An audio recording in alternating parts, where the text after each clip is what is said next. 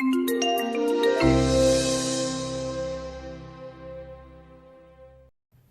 everyone. Yeah, I'm really glad to be here at Google today. I think this is an excellent place to present the findings of the book, not least because I think Google also has an important role to play in countering some of the threats that we have seen arising on all sides of the extremist spectrum, from jihadist online radicalization campaigns to white nationalist and neo-Nazi campaigns. I think this is something that I find really important, and I do find the role that Google has been playing, but also hopefully will play in the future, something I will also probably highlight throughout the presentation where I do see potential. My goal initially for this book was to really get insights into the human dimensions, especially when talking about online extremist movements and online radicalization. These are phenomena where we often think about it almost as if it was a black box mechanism where someone all of a sudden becomes radicalized on an online platform.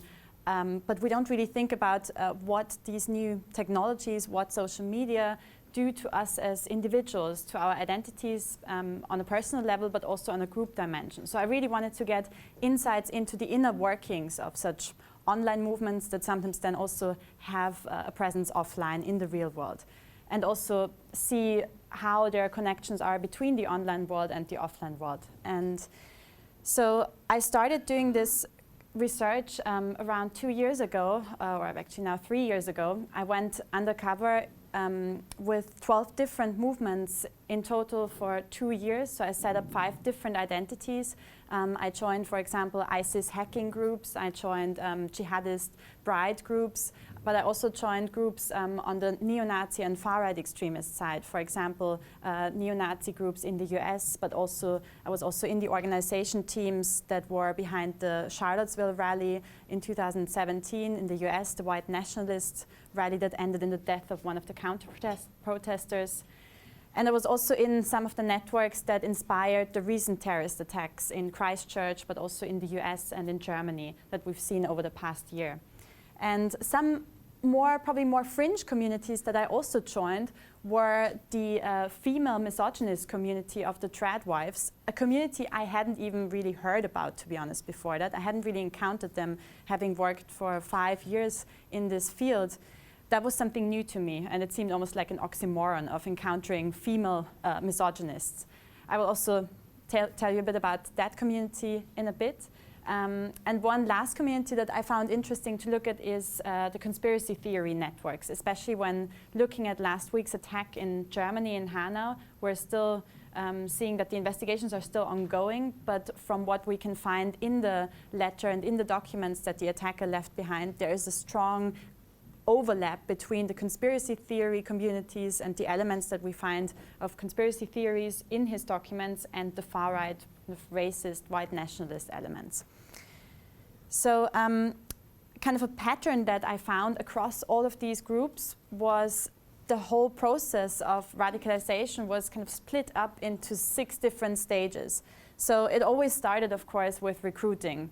And then the next step, which was much more important than I thought it would be, was the socialization process, where actually some of the indoctrination and the ideological manipulation comes through a form of group cohesion that is created by almost completely new subcultures and countercultures that are taking shape, sometimes purely online, sometimes they're then also taken offline, but where these communities create their own vocabulary, their own insider references and jokes, and are able to really appeal to quite a wide range of different target audiences by sometimes gamifying the recruitment. So this stage of the socialization was really important, and I think that's also one of the key points that the book tries to highlight.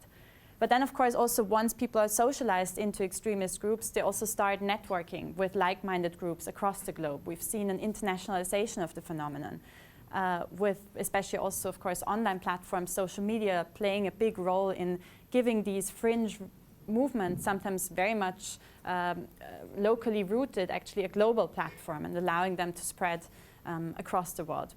Last week's attack the perpetrator spoke in English, addressed an American audience. Likewise, the Christchurch attacker last year, he also addressed an international community and had lots of these insider references in his live-streamed video of the attack against mosques. And then the next stage is often public communication.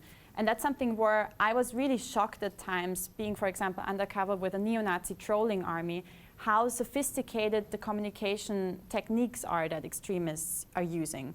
Both, of course, we've seen that on the side of jihadists when ISIS has been using really sophisticated propaganda campaigns and has sometimes been tricking the algorithms to get their propaganda campaigns to a really wide audience, and where social media has sometimes lent these campaigns a megaphone and made some of the really small fringe movements appear much bigger than they actually are. And the same is true for the American alt-right, where they've staged really good, or good in terms of the communication strategy, really successful online campaigns in the run-up to the US election. And then in recent years, we've seen the European alt-right or the European new right copying and imitating some of these techniques, using memes and using sometimes satirical content to spread really vile ideologies. Then often we also see the next step, which is mobilization, kind of a mobilization to offline real-world protest movements, for example. We saw the Charlottesville rally in 2017, the white nationalist rally, but we also saw the riots, for example, in Chemnitz, in the German city of Chemnitz, where migrants were being chased in the streets.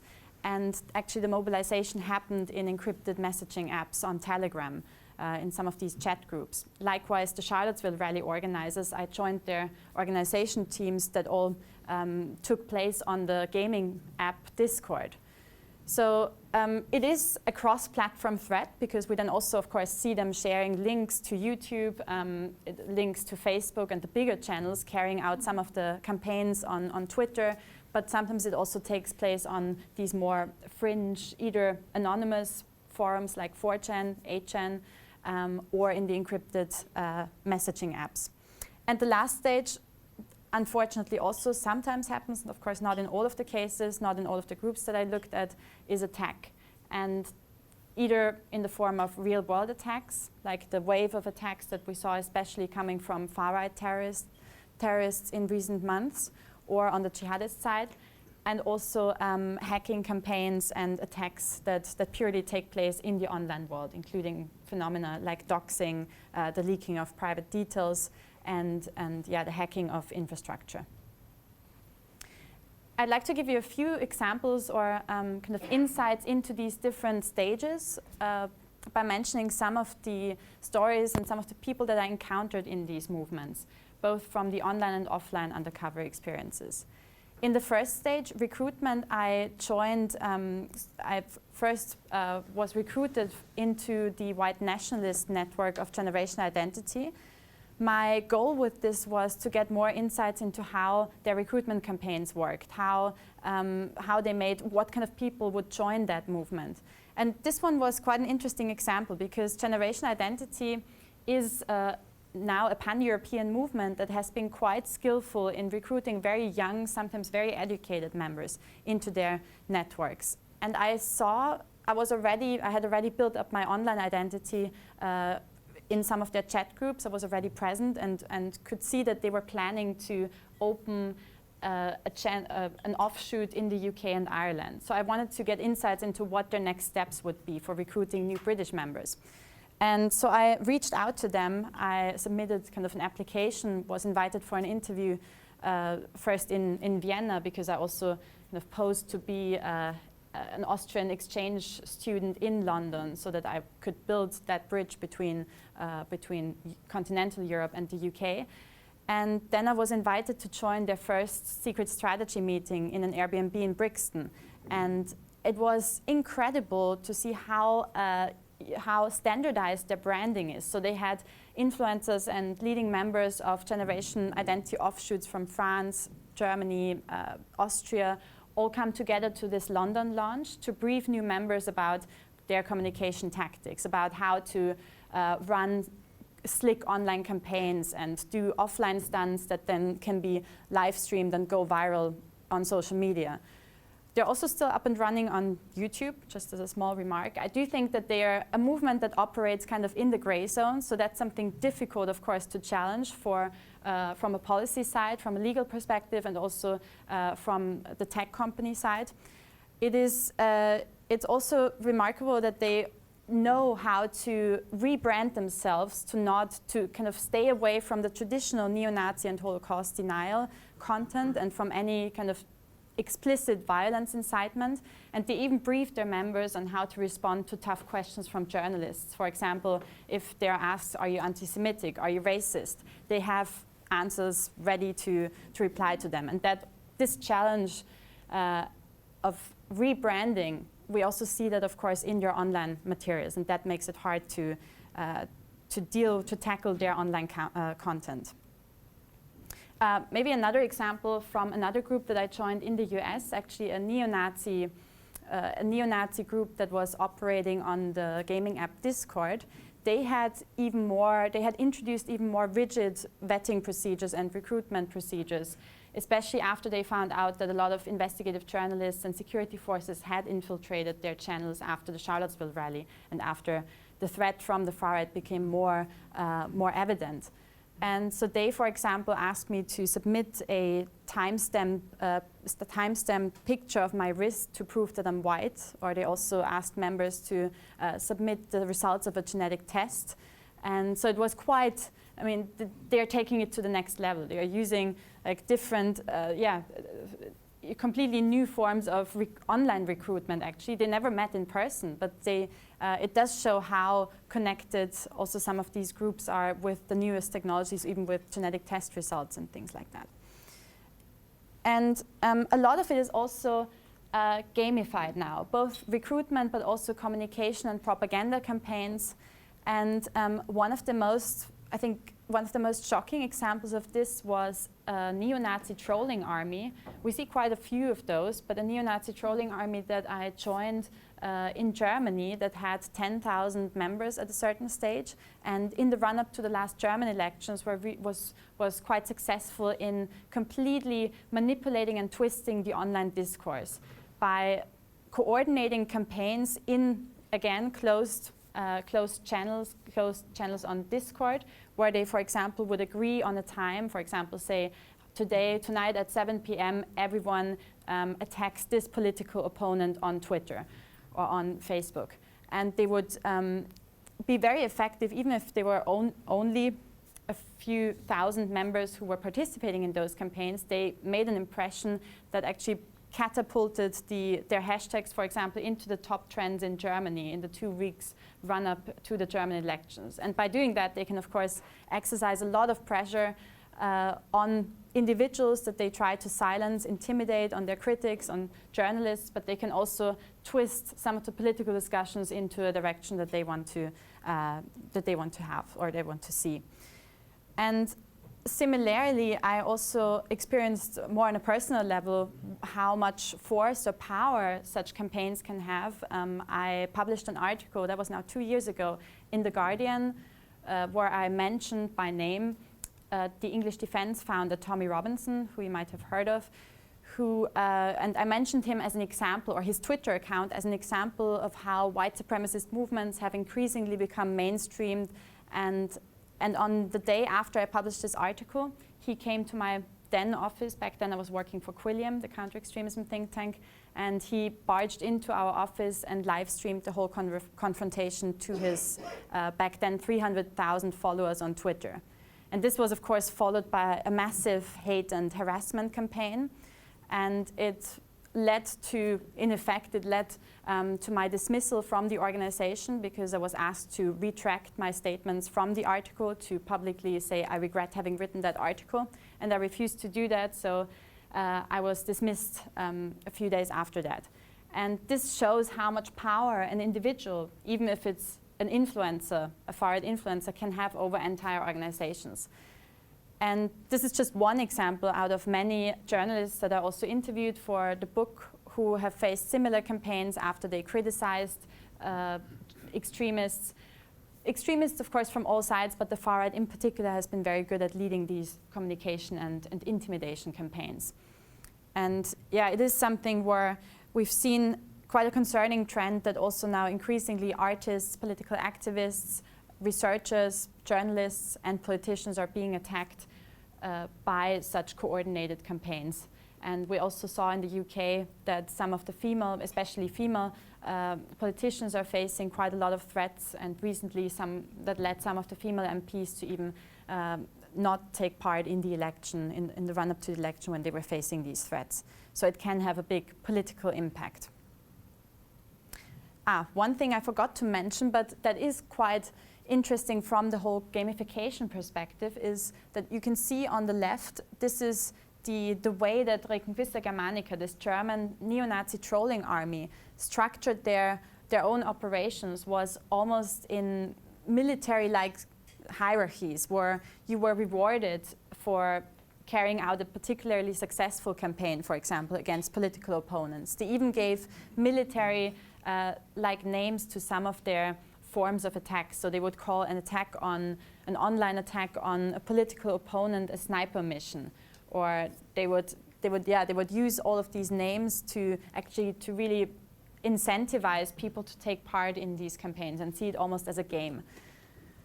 So here you had the hierarchy showing the supreme commander who would then give orders to the foot soldiers of this trolling army. And this is quite similar to the ways that other trolling armies also in other geographies are working. Networking.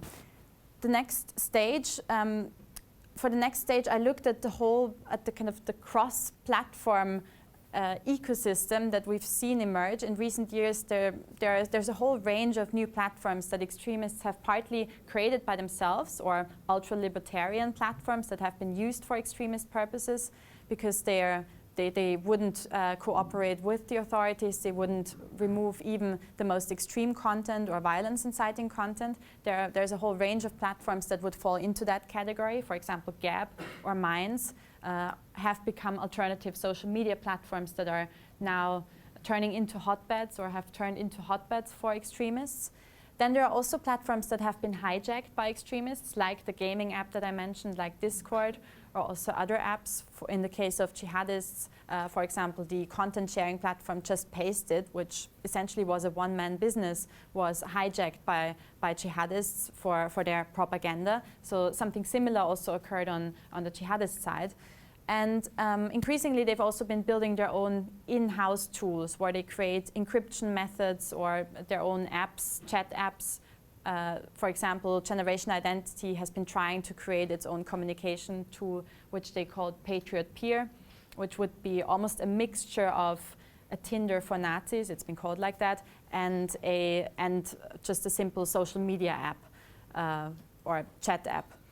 And then there are also other platforms, like alternative crowdsourcing platforms. After some of the extremists had their accounts closed by Patreon, by the crowdsourcing platform Patreon, they created the platform Hatreon, which has now luckily been removed, but that shows how innovative they get with creating their own platforms. There are also alternative dating platforms.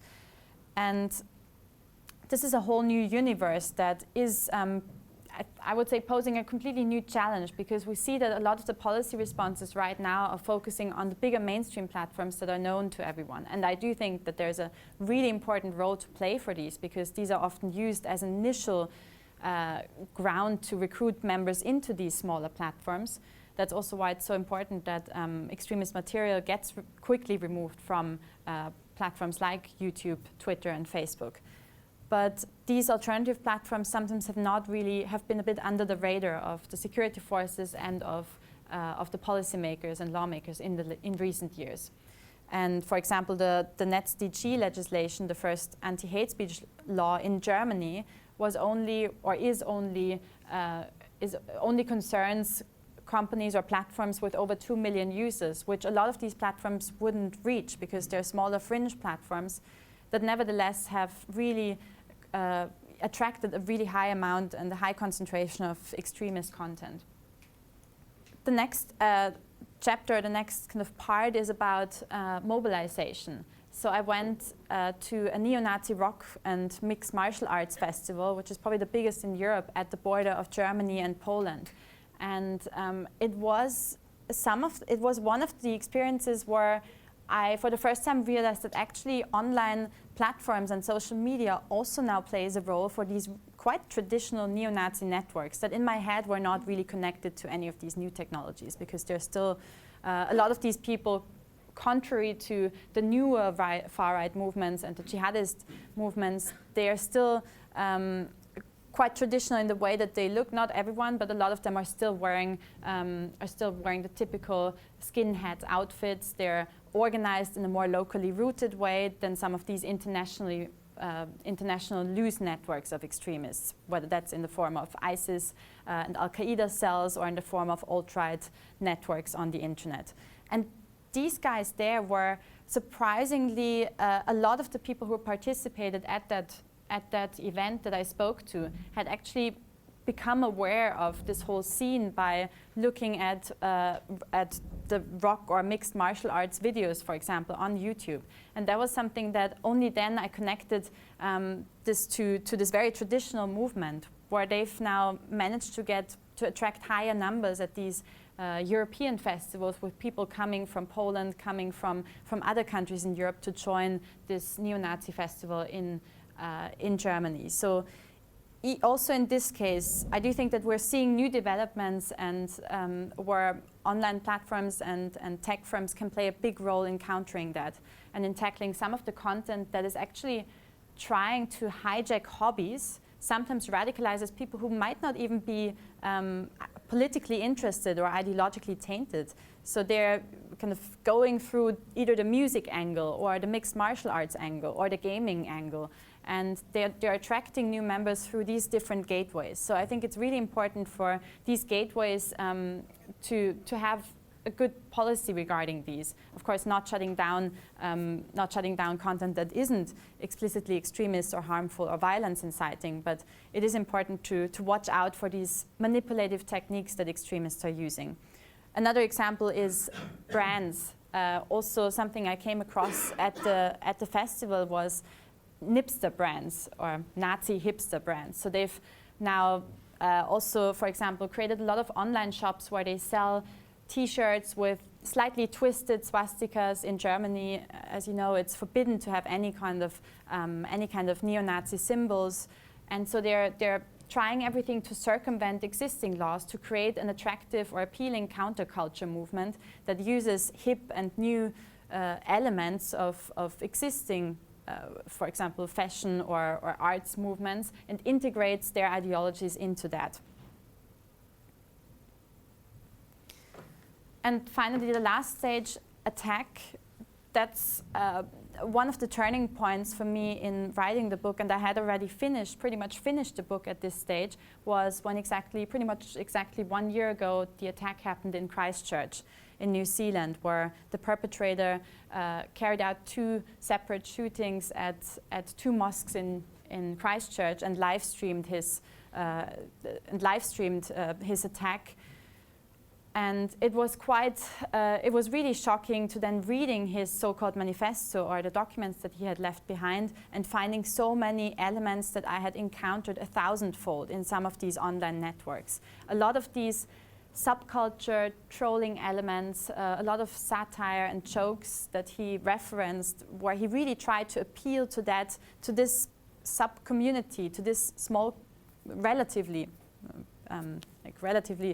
small community, but international community, and where even the video itself was shot from almost like a first-person ego shooter angle, and was an attempt to get the applause from that audience. And this also worked, as we could then see in the aftermath. The video was turned into several versions where, for example, terribly, people then gave points for every Muslim that was shot in new versions that were created and circulated of this video.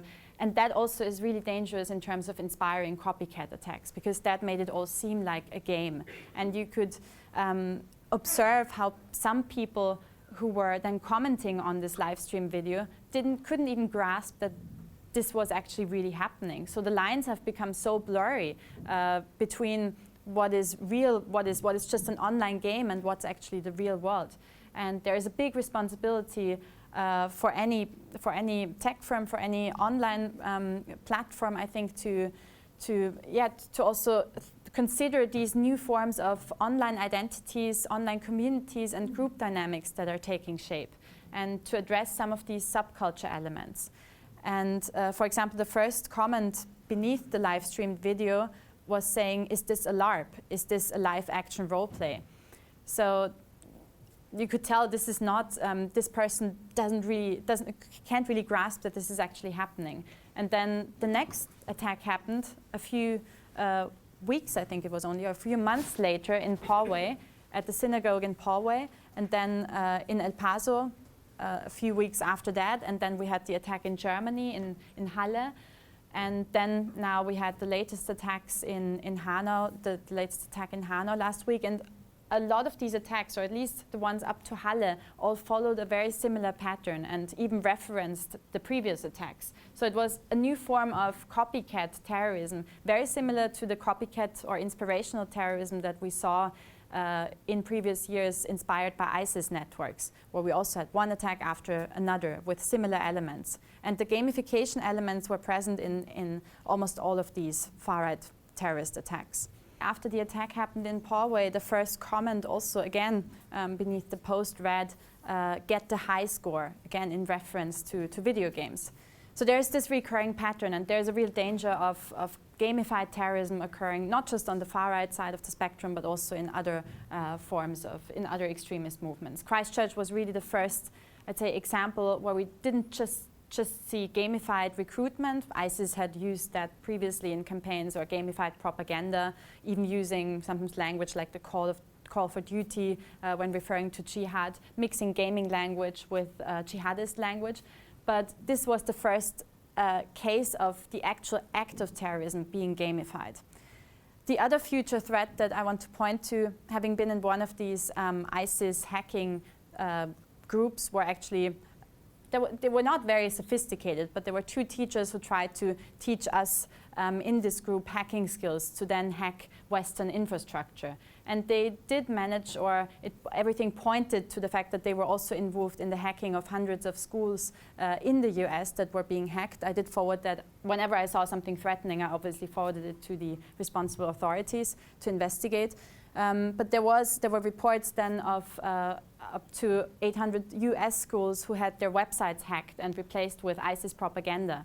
And this was quite an easy, low skill hacking. But there's so many, of course, so many websites and also in general infrastructure devices that still use the default passwords like admin12345, that they were able to exploit that. And now, in this case, no one died, nothing serious happened. It's still bad enough, I think, for parents to send. No one wants to send their child to a school that had just been hacked by ISIS.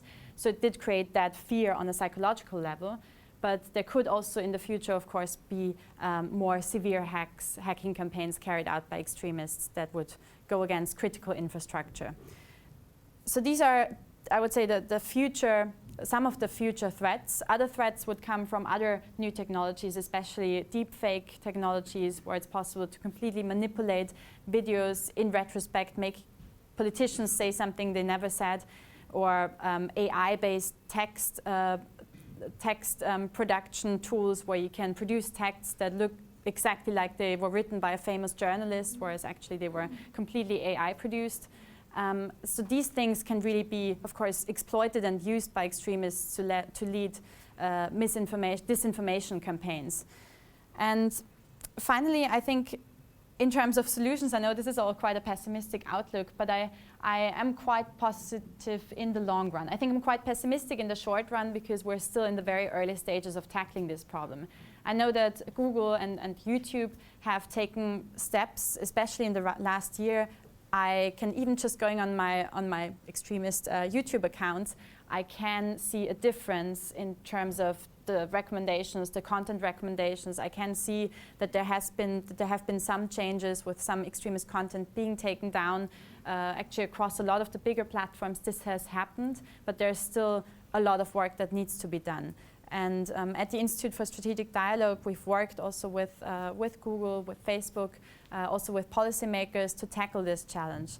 Ultimately, I do think there's a responsibility for tech platforms to really take proactive action, and I'd love to see more of that, also of, for example, supporting civil society-led initiatives that might tackle some of what we find in the gray zone areas where we can't really use policies because we don't want to have policies that might look like infringements on freedom of speech. So there's a lot of content that is, of course, can be considered harmful but doesn't fall into an illegal space, where I think there's a real role for companies like Google to play to support some of the civil society initiatives. I know that Google is already doing some of this, but there are always new pilot projects that I think need a lot of support, especially new intervention models that might also tackle some of these online subcultures on the fringes or in the darker corners of the internet.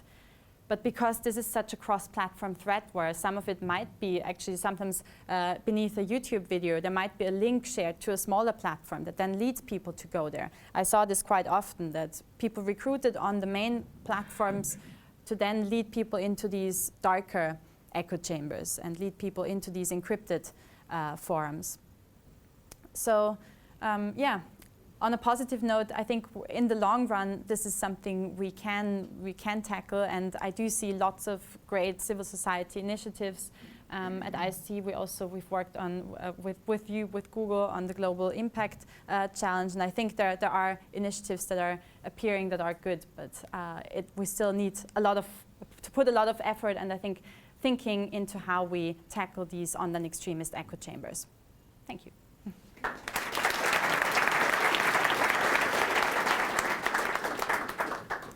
Yeah, questions?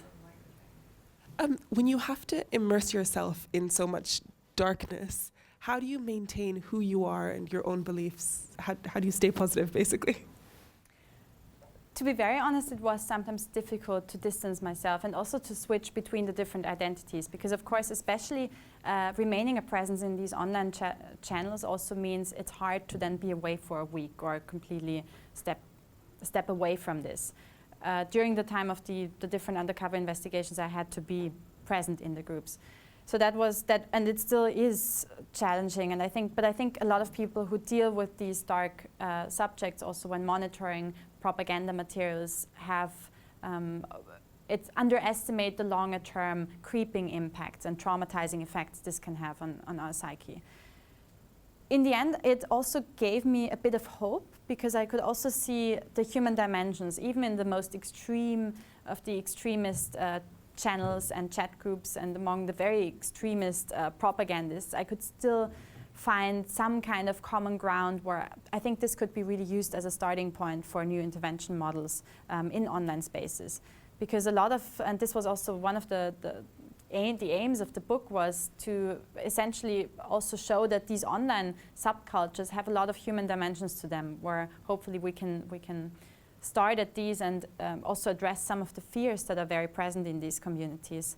But yeah, I agree, it is, I think at times it was difficult, and sometimes I also thought maybe I've gone too far, maybe I should stop this whole project right now. Did you, in your experience, ever find the experience actually like seductive, like you started to sympathise, or you started to feel like you were going down a path? The reason I ask is, I guess if you consider yourself someone who thinks about all these things, you wouldn't be swayed by it, and it's normally kind of the vulnerable or someone looking for something. But is it actually this kind of thing is seductive to everybody, and you felt sometimes you might go too far, as you say? Absolutely. Even before starting this research, I didn't really believe in any kind of profiling or in extremist profiles. I still think that anyone can be attracted to different forms of extremist movements in weak or vulnerable moments. But even more so, I started to really feel that and get that sense after I was actually also at one point, I would say not at the verge, but I could feel how I was being drawn into a community. And that was, I briefly just mentioned them in the beginning, but that was that female misogynist community where I consider myself quite liberal and quite really on the other side of the ideological spectrum. And yet when I spent a lot of time in this community and they were addressing grievances and topics that I could relate to. It was not like in the jihadist channels and also in the neo-Nazi channels, I couldn't really identify myself with much of what they were discussing there. But in that channel, they were talking about challenges that mattered to me as well on an emotional level. I was also in quite a vulnerable position at the time when I did this particular investigation. But so they were, for example, addressing double burdens in modern lives of women today, or the challenges of the so-called hookup culture or online dating apps. These were things that, also seemed like a challenge to me, and the way that they provided really easy solutions and also formed kind of a community that helped, where women helped each other. I can see how this can be appealing, especially at difficult times, but for anyone. There were people in all of these groups, there were people from different educational backgrounds, from different socioeconomic backgrounds, also from different age groups. Of course, some groups focus more, for example, on younger audiences. Some groups try to tap into the socioeconomic injustices and would rather address working class communities. But overall, there seemed to be no profile. Thank you for presentation. It was very interesting, and honestly, I admire the courage, because we all have curiosity but not enough courage to investigate on this. My question was regarding the screenshot that we saw when you went to the interview with Generation Identity, I think, when they discovered that you were Julia Ebner. So how did it happen that they discovered? Was it at the moment when you were interviewed or after? And when your name was exposed on the social media, did you get any threats? Yeah. And the second question, did you really get some, so I assume you get loads of threats, but how do you cope with it? Do you get paranoid when you get like a huge amount of threats? And did you have situations when you had to go to the police fearing for your life? Thank you. I definitely did get paranoid at times, and I did have quite a lot of campaigns in the past. Whenever there's a new publication, I do already mentally prepare for new waves of threats. Usually it comes and goes in waves, but waves of, usually, I mean, they can range, right? They can be harassment and trolling campaigns, or they can be serious death and sexual threats. And I've had both, and I think there are quite a lot of civil society organizations that offer help now, or especially, for example, in Germany, there is an organization called Hate Aid, or an initiative called Hate Aid, that's actually trying to help vulnerable people, and that's now journalists, political activists, even artists who might become targeted by these harassment or intimidation campaigns. I do think that there is a real need for that in other geographies as well. But after being exposed, and that happened a few times, that's not a nice feeling, of course, and there was a campaign, but I did know that there was always an expiry date, because I also, in this case, in the Generation Identity case, they actually exposed me quite quickly after these meetings, because I then published a report at ISD looking at Generation Identity more generally, but looking at their mobilization campaigns, and they read pretty much everything about themselves, because branding and reputation and their image matters to them. So they matched my name with my fake identity. And and I was also, not all of the extremist movements that I looked at or that I went undercover with made it into the book, because for some of them I was just kicked out too quickly of, for example, some of the online channels, because they exposed my identity, or they exposed that I was an infiltrator too quickly. So just following on from that point, can you talk a bit about how and when you reported activity, so how you kind of balance the need to report potentially illegal activity you came across with the desire to keep your anonymity and the need to protect your anonymity, but also not give away the fact there was a mole on some of these groups? So in general, I would report anything that's a concrete threat, or where I see someone, of course, if I see someone plotting an attack or plotting even a hacking campaign or something like that, I did immediately report it to, if I could tell which geography they were in, to the responsible authorities. That's not always straightforward, because of course sometimes you just don't know where these people are based even. And also to the tech firms. So sometimes I flagged content if it was being spread on a big platform, and I want to reduce the damage. I would flag. We would, in general, at ISD, we have a policy of flagging really violence-inciting content to the tech platforms on which it happens.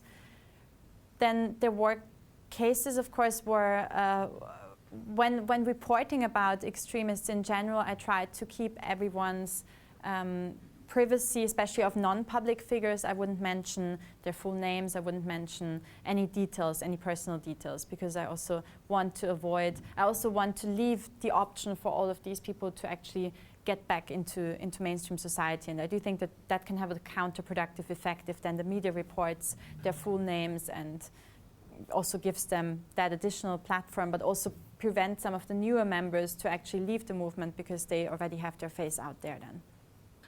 So it's really positive to actually hear you saying, you know, you're optimistic about, you know, what's to come and all the preventative things that are being done by companies like Google and so on.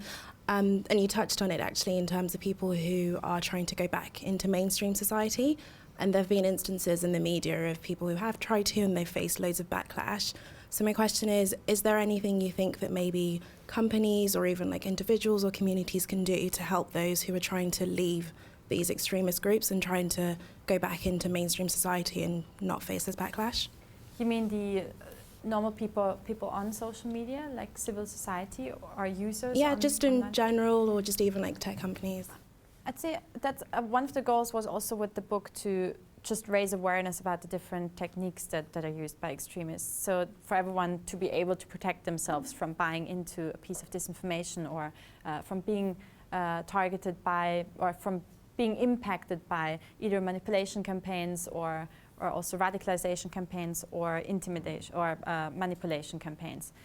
But beyond that, I do think that everyone has a responsibility, just like we intervene sometimes in offline settings and we show civil courage in offline settings, to show the same amount of civil courage online. And I'm not seeing that yet to the same extent. Someone would intervene in most scenarios. Someone would intervene if someone's aggressed or attacked on the tube, for example, on the basis of their race, religion, or whatever. Most bystanders would somehow intervene, say something, and that's not really happening to the same extent yet on social media or in online spaces. So I hope that in the future that there will be a bit more of online civil courage that we're seeing.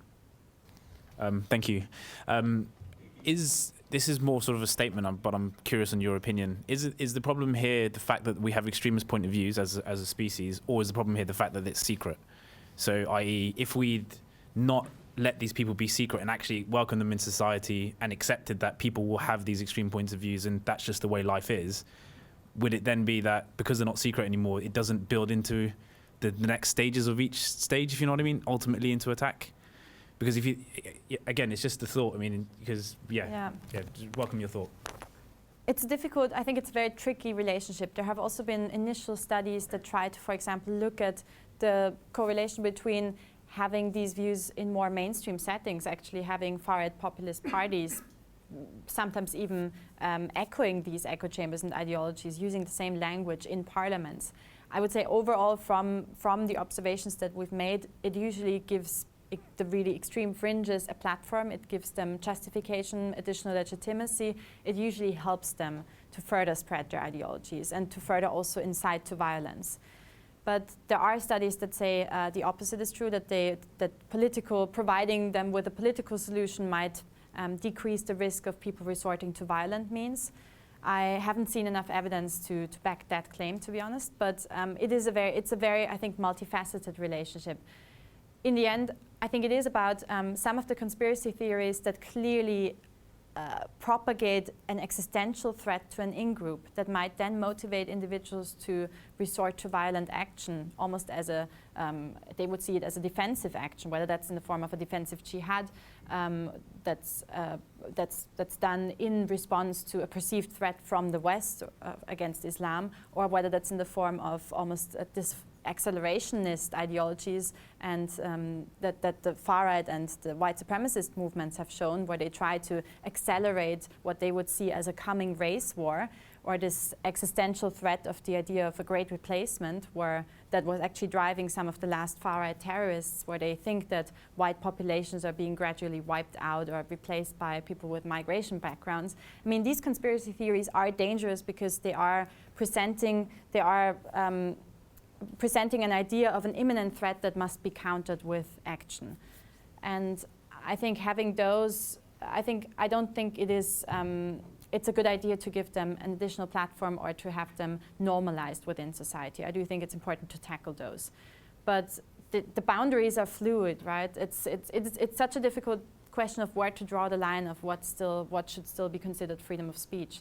It was the same within those female misogynist communities, where you could argue that some of their views are just being ultra-conservative, or they want to go back to traditional gender roles of the 1950s or earlier than that, which, I mean, everyone can hold that view. But some of them were also feeding into the misogynist networks of the manosphere movement, where you could see that, for example, the incels movement has given rise to violent attacks and to terrorist attacks against women. And some of them were also endorsing domestic violence. And these things can have real-world implications and can be quite tricky on a threat level, I think. So as you continue educating yourself and become an expert within this area, you know, I assume, I don't want to assume, but I assume that you're learning how to digest it and cope with it. And as you've just been able to explain it, and to a lot of us, it's very mind-blowing, some of what we've heard. What has been, or do you think could potentially be, the most mind-blowing experience, as you already are very familiar with this and understand the psyche behind it? Like, I'm curious, what would still shake you up if you learned about or saw? That's a very difficult question, because it's usually the things that are unpredictable in a certain sense that are the most mind-blowing, that were the most mind-blowing things in this case of the research here. It was, for example, this female misogynist community was something that I found shocking, because I'd never encountered it. I thought female misogynist sounded like an oxymoron to me. But then also when Christchurch happened, we were at the Institute for Strategic Dialogue. We'd been warning of the gamification elements that were used in extremist movements for years, and also had been warning about some of the hijacking of trolling culture and memes by extremists. But seeing that really manifest itself in a real-world attack of that scale was something I found really shocking. And but that was something, it was, in that sense, it was not a surprise, but it was still such a shock, because it's, so I think probably when I look at the future threats that could be kind of foreseeable or could be predictable, I would say that a large-scale hack that really targets critical infrastructure could be something that would be quite shocking and would have a huge impact, of course. I don't really see this happening in the near future, because I don't think there are that many people within those extremist networks that have the hacking skills to do it. But the same could be true for really sophisticated use of deep fakes and really running large-scale disinformation campaigns. But I'd say that government actors are more likely to have the capacity and the knowledge to run such campaigns. I think government use of these technologies is also something that I wouldn't underestimate. I actually consulted 10 counter-terrorism experts on what they would see as the future, the most likely future threats almost the last chapter. The last chapter focuses on more positive side solutions, but a lot of them were also warning of government-led terrorism or state-led terrorism. And there might also be new forms of terrorism. To be honest, an anti-tech movement is something I consider increasingly likely, seeing how much hatred has built up against big tech firms, against technology in general, because so many people have a grievance, and often rightly so, of course, but that could also turn into a more violent movement. And yeah, these are things that we might not necessarily see coming in the next few months, but maybe in the future. I just wonder what your views are in relation to whether you think as a society, the mainstream media, etc., might have a blind spot for right supremacism and right extremism. And we are focusing excessively on Islamist fundamentalism, and we might be normalizing some of the more extreme views of the far right. Yeah, I'd say we're now seeing, in many countries, we're seeing a shift. I think the last year, especially since Christchurch, looking back exactly over that last year, we saw a lot more policymakers and also media outlets, tech firms step up their efforts in terms of also countering white supremacist and far-right extremist propaganda and campaigns. there's still a big time lag, and I'm wondering if we're overlooking, the problem is that, of course, it's such a fluid space where extremists move to different platforms quite quickly and build up new networks. And the problem is also that a lot of the security-led efforts and also the policies usually focus on national borders, whereas this movement is most of these networks are so international that they could rather be compared to ISIS kind of cell networks or to Al-Qaeda linked networks. And that's a problem because our definition, or most of the countries, actually all of the countries' definitions that I'm aware of currently, consider far-right extremism still as a domestic violence problem. And there's no, even for example, on the list on the terrorist list of the United Nations, you only see Al-Qaeda and ISIS affiliated movements. You don't see far-right extremist global networks. But also we're seeing new structures of these networks that are more loose international networks, not really traditional hierarchical movements with local roots, or not in all cases. And that requires a whole new definition and an international approach to this. Because otherwise, it's a bit like in the case when National Action was banned here in the UK. Actually now the Home Secretary just announced the bans of two other movements today or yesterday. But when National Action was banned as the first far-right terrorist group in the UK in 2016, Twitter blocked all of the propaganda, all of the National Action propaganda for the UK. But people could still circumvent that by using VPNs, or people in the US from Atomwaffen Division, for example, could still access that material because it was a national response to an international problem. I just think that even the language that we use is important, and if there is a Islamist attack, everybody very quickly labels the individual as a terrorist.